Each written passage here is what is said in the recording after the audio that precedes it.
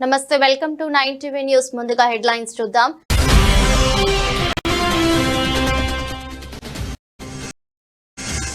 తొలిసారిగా యుద్ధ భూమిలోకి అడుగుపెట్టిన పుతిన్ యుద్ధం కొనసాగితే మాస్కోకు తీవ్ర నష్టమన్న ట్రంప్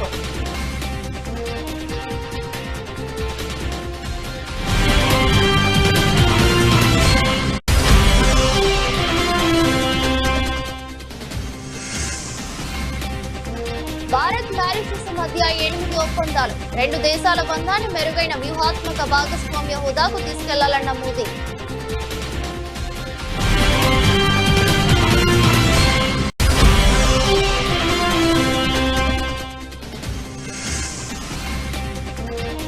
సీఎం రేవంత్ రెడ్డిని కలిసిన డీఎంకే నేతలు ఈ నెల 22న జరగనున్న జేఏసీ సమావేశానికి హాజరు కావాలని ఆహ్వానం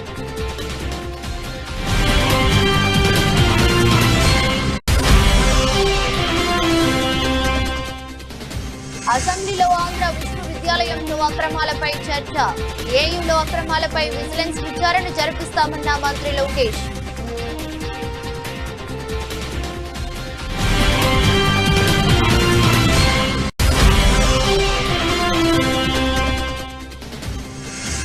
ఎమ్మెల్యే జగదీష్ రెడ్డి అసెంబ్లీలో చేసిన వ్యాఖ్యల పట్ల స్పీకర్ గడ్డం ప్రసాద్ మనస్తాపం బేషరతుగా క్షమాపణ చెప్పాలని మంత్రుల డిమాండ్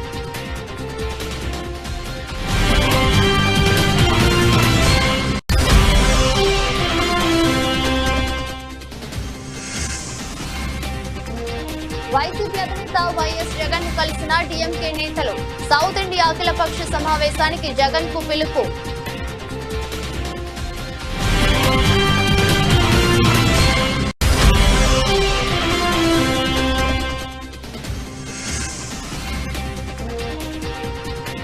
బాహుబలి లాంటి రాష్ట్రాన్ని బలి చేసే నంగనాచి మాటల సీఎం రేవంత్ పై కేటీఆర్ ఫైర్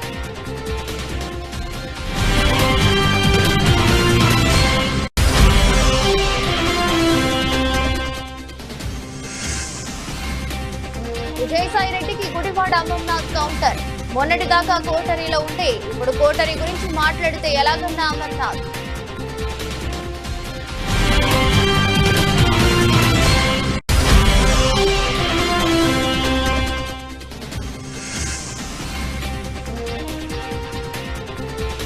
ఇది ప్రభాస్ క్రేజ్ అంటే రీ రిలీజ్ లోనూ హాట్ కేకులా అమ్ముడైన టికెట్స్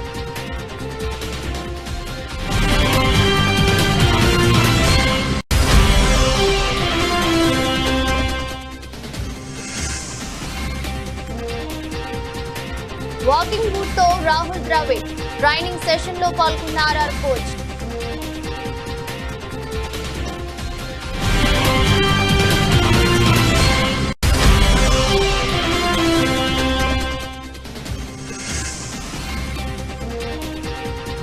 హోలీకి ముందే షాక్ భారీగా పెరిగిన బంగారం వెండి ధరలు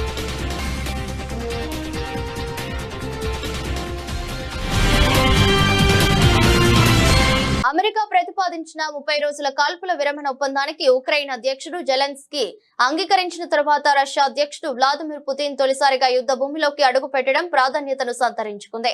ఆయన బుధవారం పశ్చిమ రష్యాలోని కర్స్క్ లో పర్యటించారు. ఈ ప్రాంతంలోని కొంత భూభాగాన్ని ఉక్రెయిన్ దళాలు స్వాధీనం చేసుకున్న సంగతి తెలిసిందే. ఈ క్రమంలో కర్స్క్ లోని రష్యా దళాల కంట్రోల్ సెంటర్ కు అధ్యక్షుడు పుతిన్ వెళ్లారు. ఆయన మిలిటరీ డ్రెస్ లో ఉన్న ఫోటోలను మీడియా ప్రసారం చేసింది. యుద్ధ భూమిలోని పరిస్థితులను అధ్యక్షుడు పుతిన్ కు Russian general staff head Valery Gerasimov వివరించారు. కొంతమంది ఉక్రెయిన్ సేనలు తమకు లొంగిపోయినట్లు తెలిపారు. వీలైనంత త్వరగా ఈ ప్రాంతం నుంచి కీవ్ దళాలను తరిమి కొట్టాలని అధ్యక్షుడు ఆదేశించినట్లు మీడియా కథనాలు వెలువడ్డాయి. మరోపక్క యుద్ధంలో 30 రోజుల కాల్పుల విరమణ ప్రతిపాదనకు జెలెన్స్కీ అంగీకరించిన నేపథ్యంలో ఆ ప్రతిపాదనపై చర్చించేందుకు అమెరికా ప్రతినిధులు రష్యాకు బయలుదేరారు. ఈ విషయాన్ని వైట్ హౌస్ వద్ద మీడియాతో డొనాల్డ్ ట్రంప్ తెలిపారు. కాల్పుల విరమణకు పుతిన్ అంగీకరిస్తారని ఆశిస్తున్నానని, లేదంటే యుద్ధం కొనసాగుతుంది సాగుతూనే ఉంటుందన్నారు.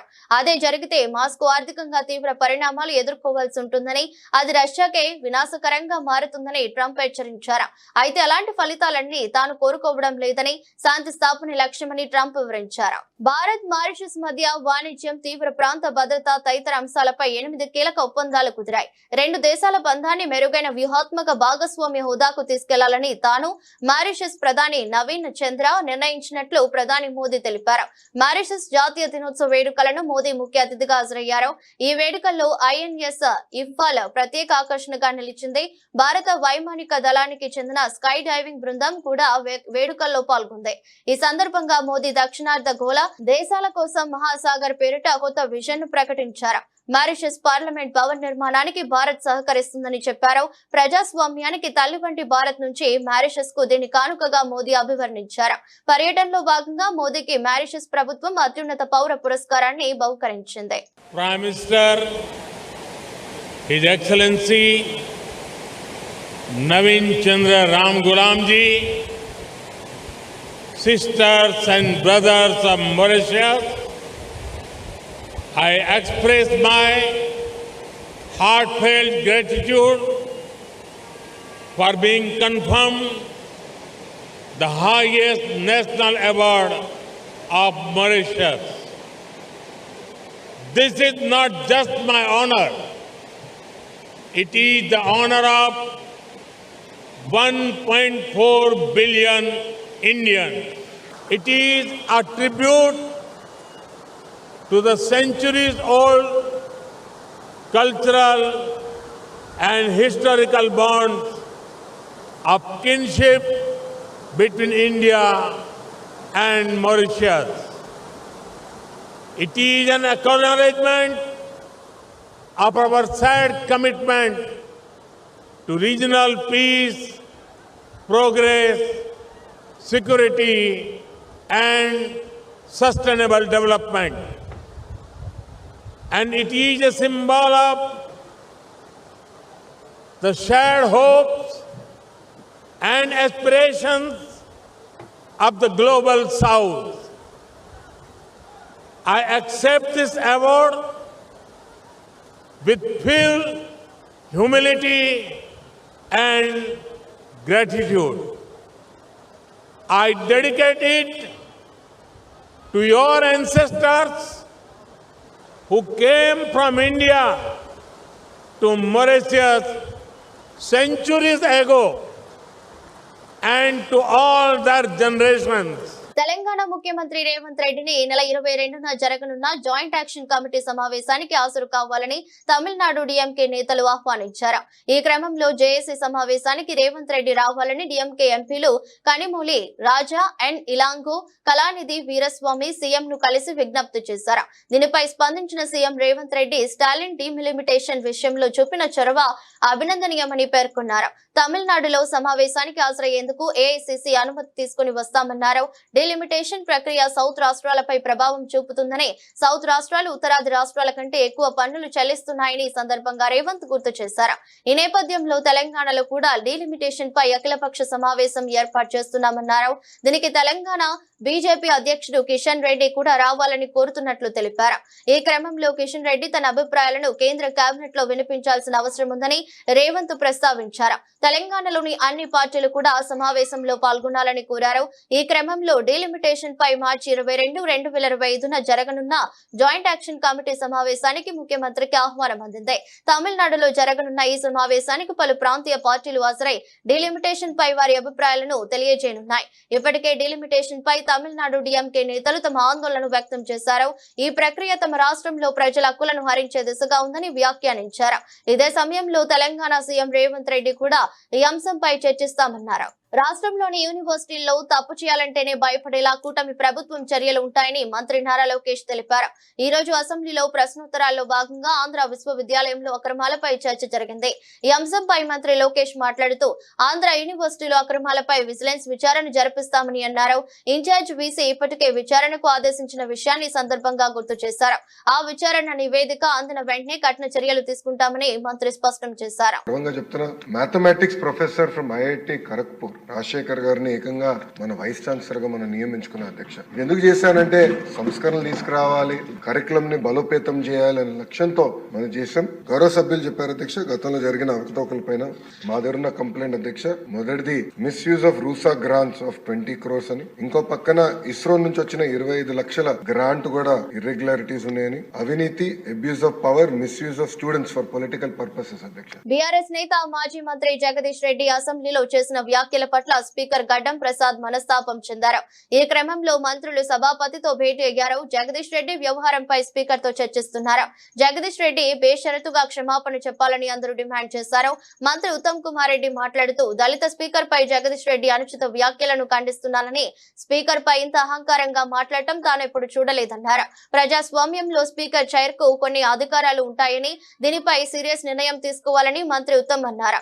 సభ మీ సొంతం కాదంటూ స్పీకర్ ను ఉద్దేశించి బీఆర్ఎస్ ఎమ్మెల్యే మాజీ మంత్రి జగదీష్ రెడ్డి మాట్లాడడం రచ్చకు దారితీసింది. జగదీష్ రెడ్డి వ్యాఖ్యలపై కాంగ్రెస్ అభ్యంతరం వ్యక్తం చేసింది. జగదీష్ రెడ్డి క్షమాపణలు చెప్పాలని డిమాండ్ చేశారు. ఈ క్రమంలో మంత్రి శ్రీధర్ రెడ్డి జోక్యం చేసుకుని జగదీష్ రెడ్డి స్పీకర్ ను బెదిరిస్తున్నారని, ఆయన చేసిన వ్యాఖ్యలు వెనక్కి తీసుకోవాలని అన్నారు. ఏడాదిలో ఏం చేయాలో చేసి తమ సత్తా చూపించామన్నారు. ఏం చేయబోతున్నామో కూడా చెప్పామని మంత్రి శ్రీధర్ బాబు తెలిపారు. ప్రశ్నించడమే సభా సాంప్రదాయాలకు విరుద్ధం.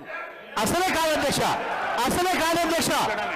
అధ్యక్ష అధ్యక్ష అధ్యక్ష ఈ సభ మన అందరిది. ఈ సభ మా అందరికి సమానమైన హక్కులు ఉన్నాయి. మా అందరి తరఫున మీరు పెద్ద మనిషి మాత్రమే ఆడ కూర్చున్నారు తప్ప ఈ సభ మీ సొంతం కూడా కాదు. ఈ విషయం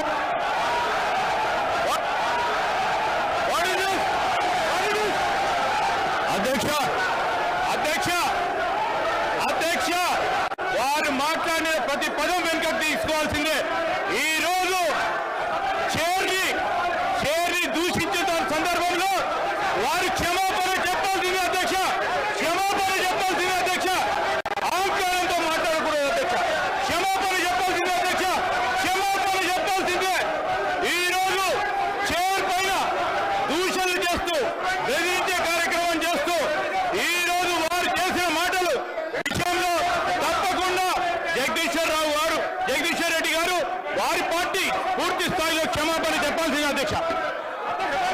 వైసీపీ అధినేత మాజీ ముఖ్యమంత్రి వైఎస్ జగన్మోహన్ రెడ్డిని తాడేపల్లిలోని ఆయన నివాసంలో తమిళనాడు మంత్రి ఈవి వేలు, డిఎంకే రాజ్యసభ సభ్యుడు విల్సన్ బుధవారం కలిశారు. ఈ నెల 22న చెన్నైలో జరగనున్న సౌత్ ఇండియా అఖిలపక్ష నాయకుల సమావేశానికి వైఎస్ జగన్ ను ఆహ్వానించారు. తమిళనాడు సీఎం స్టాలిన్ రాసిన లేఖను వైఎస్ జగన్ కు డిఎంకే నేతలు అందజేశారు. లోక్సభ నిర్ణయాలు, నియోజకవర్గాల పునర్విభజన అంశంపై చర్చించేందుకు పలు రాష్ట్రాల సీఎంలు, పార్టీల అధినేతలు, ప్రతిపక్ష నాయకులకు ఇప్పటికే స్టాలిన్ ఆహ్వానం పంపారు. ఈ క్రమంలో తమిళనాడు డిఎంకే నేతలు వైఎస్ జగన్ ను కలిశారు. లోక్సభ నియోజకవర్గాల పునర్వ్యవస్థీకరణ అంశంపై ఏపీ, తెలంగాణతో పాటు కేరళ, కర్ణాటక, పశ్చిమ బెంగాల్, పంజాబ్ రాష్ట్రాల ముఖ్యమంత్రులు, రాజకీయ పార్టీల అధినేతలను స్టాలిన్ అఖిలపక్ష సమావేశానికి ఆహ్వానిస్తున్నారు. స్టాలిన్ ఏర్పాటు చేస్తున్న ఈ సమావేశానికి వైసీపీ అధినేత వైఎస్ జగన్ హాజరవుతారా లేదా అనే దానిపై రాజకీయ వర్గాల్లో ఉత్కంఠ నెలకొంది. ఎందుకంటే వైఎస్ జగన్ నేతృత్వంలోని వైసీపీ ఇటు ఎన్డీఏ కూటమిలోనూ అటు ఇండియా కూటమిలోనూ చేరకుండా ఇప్పటి వరకు తటస్థంగా ఉంది. జగన్ ముఖ్యమంత్రిగా ఉన్నాళ్ళు కేంద్రంతో బీజేపీ పెద్దలతో సన్నిహిత సంబంధాలు నెరవేరినప్పటికీ రాజకీయ పార్టీగా జాతీయ స్థాయిలో అధికార విపక్ష కూటమిలతో సమ దూరం పాటిస్తూ వచ్చింది. తమిళనాడు సీఎం స్టాలిన్ మాత్రం ఇండియా కూటమిలో ఉన్నారు. వ్యక్తిగతంగా స్టాలిన్ తో జగన్ కు స్నేహం ఉంది. ఆ కారణంగానే 2019లో జగన్మోహన్ రెడ్డి ప్రమాణ స్వీకారానికి స్టాలిన్ హాజరయ్యారు. ఈ నేపథ్యంలో కేంద్రంతో పోరాటం సాగించే స్టాలిన్ తో జట్టు కడతారా లేదా అనేది ఆసక్తికరంగా మారింది. రాజకీయ వర్గాల్లోనూ ఇది చర్చనీయాంశమైంది. బీఆర్ఎస్ వర్కింగ్ ప్రెసిడెంట్ మాజీ మంత్రి కేటీఆర్ మరోసారి సీఎం రేవంత్ రెడ్డిపై తీవ్ర విమర్శలు గుప్పించారు. సర్కారు నడపలేని సన్నాసికి ఎందుకంత అహంకారం అంటూ ముఖ్యమంత్రిపై ఫైర్ అయ్యారు. అసమర్థుడి పాలనలో ఆర్థిక రంగం అల్లకల్లోలమైందని మండిపడ్డారు. ప్రభుత్వం నడపడం అంటే పైసలు పంచడం కాదని, రాష్ట్ర సంపద పెంచడమని పేర్కొన్నారు. బాహుబలి లాంటి రాష్ట్రాన్ని బలి చేసి నంగనాచి మాటలా అంటూ నిలదీశారు.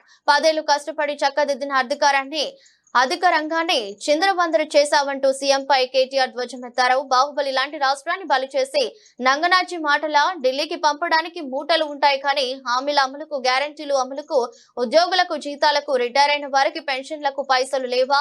అసమర్థుడి పాలనలో ఆర్థిక రంగం అల్లకల్లోలం. సర్కారు నడపలేని సన్నాసికి ఎందుకంత అహంకారం? ప్రభుత్వం నడపడం అంటే పైసలు పంచడం కాదు, రాష్ట్ర సంపద పెంచడం.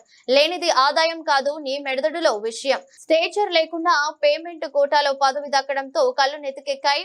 10 ఏళ్లు కష్టపడి చక్కదిద్దిన ఆర్థిక రంగాన్ని చిందరవందర చేశావు.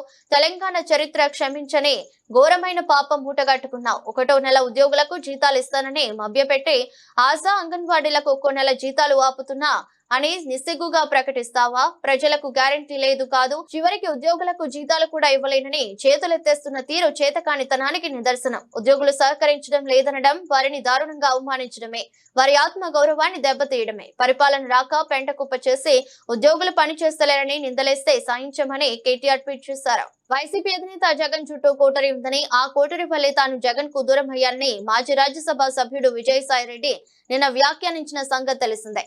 కోటరీని దూరం పెట్టకపోతే జగన్ కు భవిష్యత్తు ఉండదని అన్నారు. ఈ వ్యాఖ్యలపై వైసీపీ నేత మాజీ మంత్రి గుడివాడ అమర్నాథ్ స్పందిస్తూ విజయసాయిపై సెటైర్లు వేశారు. వైసీపీలో ఉన్నప్పుడు ఢిల్లీలో ఆయన మాట్లాడిన మాటలకు, ఇప్పుడు విజయవాడలో మాట్లాడిన మాటలకు ఎక్కడా పొంతం లేదని విమర్శించారు. జగన్ చుట్టూ ఉన్న కోటరీ ప్రజలేనని చెప్పారు. ఆయన ఏ పార్టీలో కోటరీ ఉండదో చెప్పడనని ఆయన ప్రశ్నించారు. చంద్రబాబు చుట్టూ కోటరీ లేదా అని అడిగారు. మొన్నటి వరకు కోటరీలో ఉన్న మనమే ఇప్పుడు కోటరీ గురించి మాట్లాడితే ఎలాగని అన్నారు. ఒకరి మీద ప్రేమ పుట్టినప్పుడు మరొకరిపై ప్రేమ విరిగిపోతుందని చెప్పారు. ఇప్పుడు విజయసాయికి ఎవరి మీద ప్రేమ పుట్టిందో తెలియదని వ్యాఖ్యానించారు. పార్టీ మారిన వ్యక్తి నుంచి ఇంతకంటే ఏం ఆశిస్తామని అన్నారు. రాష్ట్రంలో ప్రస్తుతం 3 వర్గాలు ఉన్నాయని, ఒకటి కూటమి వర్గం, రెండోది వైసీపీ వర్గం, మూడోది ఏ పార్టీ అధికారంలో ఉంటే ఆ పార్టీ వైపు చూసే వర్గం అని చెప్పారు. వైసీపీ అధికారంలో ఉన్నప్పుడు కీలక పదవులను అనుభవించిన వాళ్ళు ఇప్పుడు పార్టీలు మారుతున్నారని విమర్శించారు. జగన్ అధికారంలోకి వచ్చి ఉంటే ఏ పార్టీ నుంచి వాళ్ళు వెళ్లిపోయేవారా అని ప్రశ్నించారు. విజయసాయి వ్యాఖ్యలను ప్రజలు హర్షిస్తారా అని అడిగారు. ఆయన వ్యాఖ్యలను చూస్తుంటే మళ్ళీ రాజకీయాల వైపు చూస్తున్నట్టు అనిపిస్తుందని చెప్పారు. జగన్మోహన్ రెడ్డి గారి కోటరీ అంటే ఈ రాష్ట్రంలో వైఎస్ఆర్ కాంగ్రెస్ పార్టీ కార్యకర్తలు. జగన్మోహన్ రెడ్డి గారి కోటరీ అంటే ఈ రాష్ట్రంలో వైఎస్ఆర్ కాంగ్రెస్ పార్టీ మొదటి నుంచి 14 సంవత్సరాలుగా జగన్మోహన్ రెడ్డి గారి కోసం, పార్టీ కోసం కష్టపడి పనిచేస్తున్నటువంటి కార్యకర్తలే జగన్మోహన్ రెడ్డి గారి కోటరీ. నిజంగా కోటరీలు సరే పోనీ ఎవరో ఏమన్నారనేటువంటిది పక్కన పెడదాం. ఏ రాజకీయ పార్టీలో ఏ నాయకుడి పక్కన కోటరీ ఉండదు చెప్పండి? చంద్రబాబు నాయుడు పక్కన కోటరీ లేదా? అసలు రాజకీయం కాదు, అసలు ఏ ప్రొఫెషన్లో కోటరీ ఉండదో చెప్పు. ఉదాహరణకు మీ ఏబిఎన్ ఉంది, మీ రాధాకృష్ణ గారి చుట్టూ కోటరీ ఉండదా? ఉంటుంది కదా. ఇగో మా విశాఖపట్నంలో రామకృష్ణ ఇలా చేస్తున్నాడు, లేకపోతే ఇంకో దగ్గర ఇంకోటి ఇలా చేస్తున్నాడు చెప్పేవాడు చేసేవాడు ఉండడా చెప్పు. సో కోటరీలు అనేటువంటివి ఈ ప్రజాస్వామ్యంలో, ఈ వ్యవస్థలు అన్నింటిలోని ప్రతి స్థాయిలో, ప్రతి వ్యవస్థలో, ప్రతి దగ్గర ఉండేటువంటిది. సరే ఆ కోటరీల గురించి ఎవరు మాట్లాడాలి? దూరం నుంచి చూసిన వాళ్ళు, లేకపోతే ఆ కోటరీలో లేని వాళ్ళు మాట్లాడాలి తప్ప మొన్నటి వరకు ఆ కోటరీలో ఉన్నటువంటి మనం మాట్లాడితే ఎలా చెప్పు? సో ఇవన్నీ కూడా ఆలోచించి మాట్లాడుంటే బాగుండేది. సరే ఇంకా పార్టీ నుంచి రాజీనామా చేసి వెళ్ళిపోయిన తర్వాత అంతకంట ఇదిగా మాట్లాడతారని అనుకోవడం మన అమాయకత్వం అంతే. ఎవరి మనసు తిరిగింది? ఎందుకు విరిగిపోయింది? ఇంకెవరి మీద ఎప్పుడన్నా ఇంకొకరి మీద ప్రేమ పుడితే మన మనసులు ఇరిగిపోతుంటాయి. అదే మాకు తెలియాలి. నువ్వు ఆయన అడగాలి, నేనే చెప్తాను. చేసుంటారు. పార్టీలో పనిచేసినప్పుడు వివిధ హోదాల్లో, వివిధ స్థానాల్లో పనిచేస్తుంటాం. ఇప్పుడు నీకు ఒకరి మీద మనసు ఇరిగిపోయిందని అంటే ఇంకొకరి మీద ప్రేమ పుడితేనే ఇక్కడ మనసు ఇరిగిపోతుంది. అది ఎవరి మీద ప్రేమ పుట్టిందో, ఎవరి మనసు దేనికి ఇరిగిపోయిందో అనేటువంటి త్వరలో తెలుస్తాయి మనకి. అవన్నీ చూస్తాం కదా రాజకీయాల్లో. నిన్న కూడా వారు మాట్లాడుతూ చెప్పారు. ఏం చెప్పారు? ఈ రోజు వరకు ఏ నిర్ణయం తీసుకోలేదు అంటే, ఈ రోజు అంటే నిన్నటి వరకే కదా. సరే నేను అవన్నీ నా నిర్ణయం కాదు కదా. సో ఏదేమైనప్పటికీ మనసు విరిగిపోవడానికి, లేకపోతే ఇంకోటి అయిపోవడానికి వైఎస్ఆర్ కాంగ్రెస్ పార్టీలో ఉన్నంతకాలం అత్యంత కీలకమైనటువంటి స్థానాల్లో వారు పనిచేశారు. బీఆర్ఎస్ నేత మాజీ మంత్రి జగదీష్ రెడ్డి అసెంబ్లీలో చేసిన వ్యాఖ్యలతో స్పీకర్ గడ్డం ప్రసాద్ మనస్తాపం చెందారు. దీంతో జగదీష్ రెడ్డి బేషరతుగా సభాపతికి క్షమాపణ చెప్పాలని మంత్రులు, కాంగ్రెస్ ఎమ్మెల్యేలు డిమాండ్ చేశారు. మరోవైపు స్పీకర్ ను అగౌరవపరిచిన జగదీష్ రెడ్డిని సస్పెండ్ చేయాలని కాంగ్రెస్ పార్టీ ఎమ్మెల్యే యశస్విని రెడ్డి డిమాండ్ చేశారు. ఈ రోజు ఏదైతే సభలో జరిగిందో అది బయట ఉన్న ప్రజలందరూ చూసి కూడా బాధపడే సంఘటన. ఎందుకంటే కొత్తగా ఎన్నికైన ఎమ్మెల్యేలను కూడా చాలా మంది ఉన్నాం. అందరికీ వాళ్ళు ఏం నేర్పియాలనుకుంటున్నారో మరి మాకు అర్థం కావట్లేదు. గౌరవ స్పీకర్ గారిని అంత పెద్ద మాట అన్నారంటే మరి ఆ చైర్కి ఏ గౌరవం ఉందని అందరు కూడా ఒకసారి ప్రశ్నించాలి. ఖచ్చితంగా వారిని సస్పెండ్ చేయాలి. వాళ్ళ వైఖరి ఎట్లుందంటే మొగుడిని కొట్టి నోరప్ప చెప్పిండ్రు అంటారు కదా, 100% అట్లనే ఉంది. నిన్న గవర్నర్ ప్రసంగం జరిగింది. కనీసం వారు ఏం మాట్లాడుతుండ్రో కూడా ఎవ్వరికి వినిపించకుండా వీళ్ళు ఎంత గోల గోల గోల. ఒక కాలేజ్ స్టూడెంట్స్ లేకపోతే ఏదైనా ఎక్కడికైనా వెళ్తే ఎట్లుంటుందో అంత రాదాంతం. అసలు నిన్న జరిగింది ఏం లేదు, ఉత్త ప్రసంగానికే వాళ్ళు అంతగానో మాట్లాడినరు. మరి వాళ్ళు గత 10 సంవత్సరాలలో ఎన్ని ఇబ్బందులు పెట్టినరు. అసలు కనీసం ఇటు ప్రతిపక్షంలో ఉన్న లీడర్స్ వైపు కనీసం చూసి మాట్లాడిన వైఖరి కూడా లేదు. మరి ఈరోజు వాళ్ళు మాట్లాడుతున్నారు, అది కూడా గౌరవ స్పీకర్ గారిని పట్టుకొని సభకి సంబంధం లేదని మాట్లాడడం మరి అది ఎక్కడ కూడా ఎప్పుడు కూడా చరిత్రలో లేదు.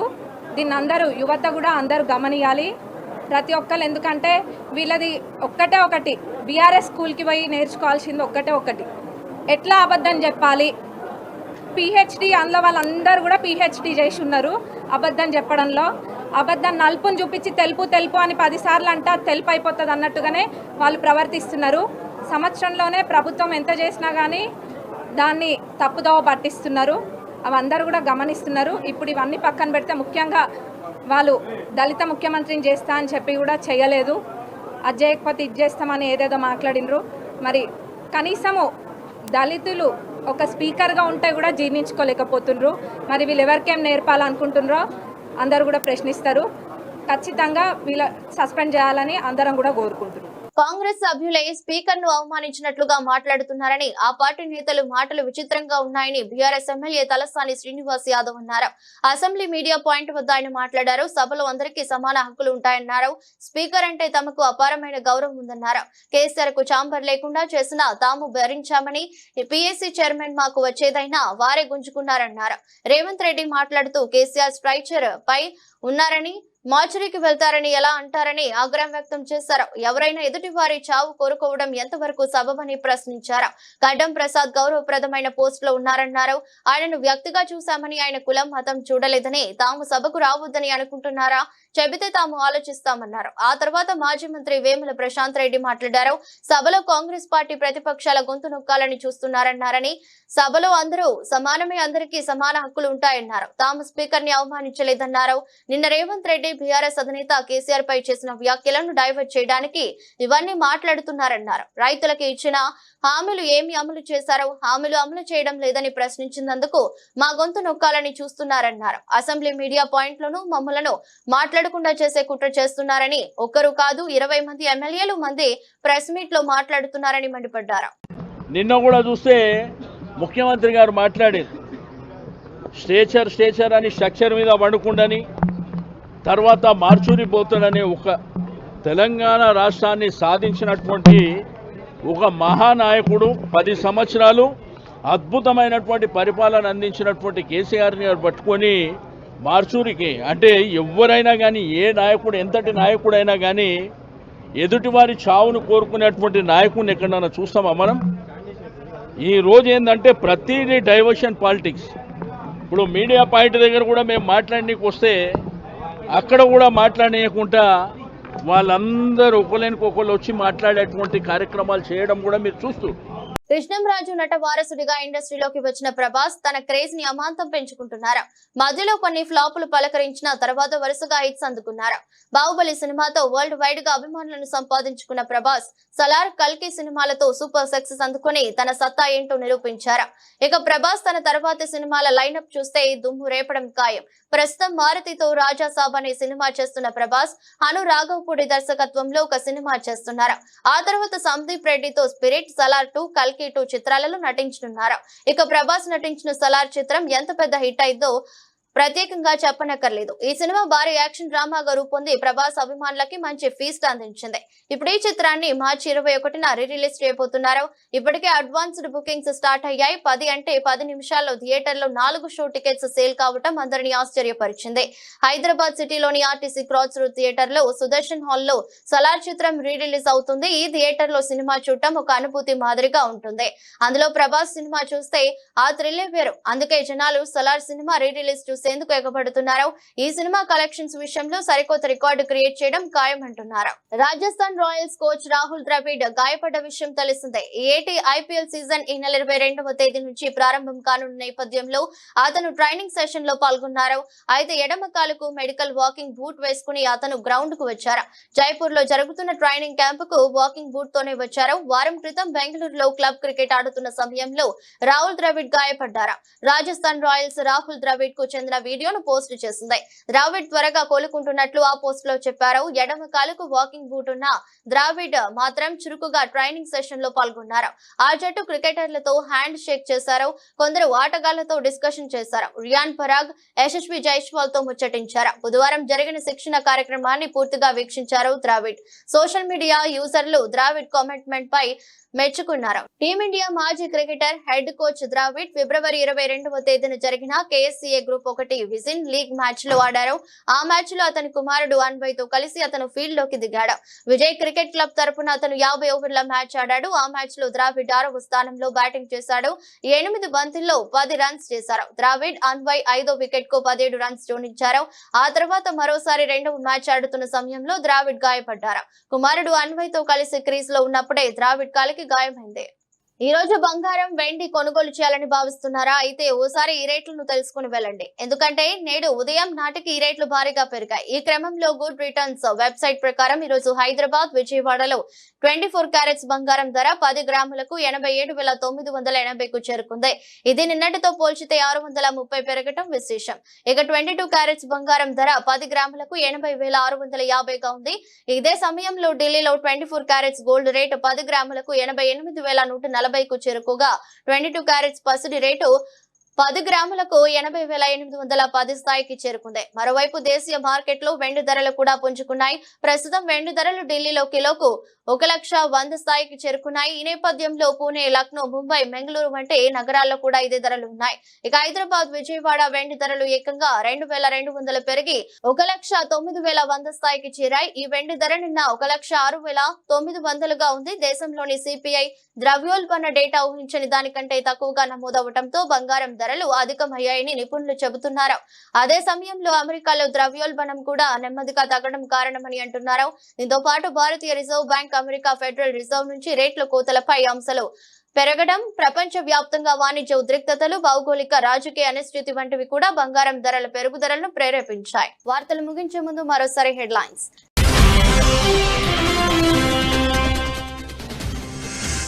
తొలిసారిగా యుద్ధ భూమిలోకి అడుగుపెట్టిన పుతిన్. యుద్ధం కొనసాగితే మాస్కోకు తీవ్ర నష్టమన్న ట్రంప్.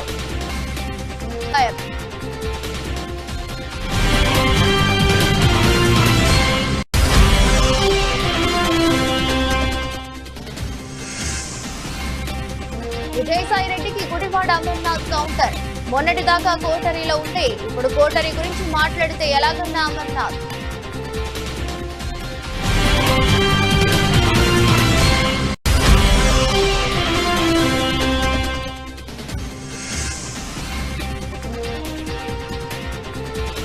ఇది ప్రభాస్ క్రేజ్ అంటే. రిలీజ్ లోనూ హాట్ కేకులా అమ్ముడైన టికెట్స్.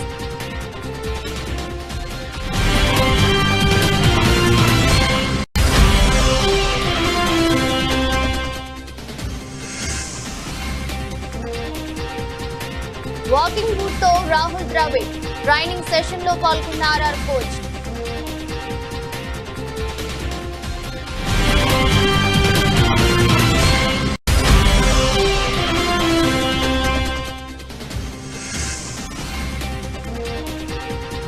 హోలీకి ముందే షాక్. భారీగా పెరిగిన బంగారం, వెండి ధరలు.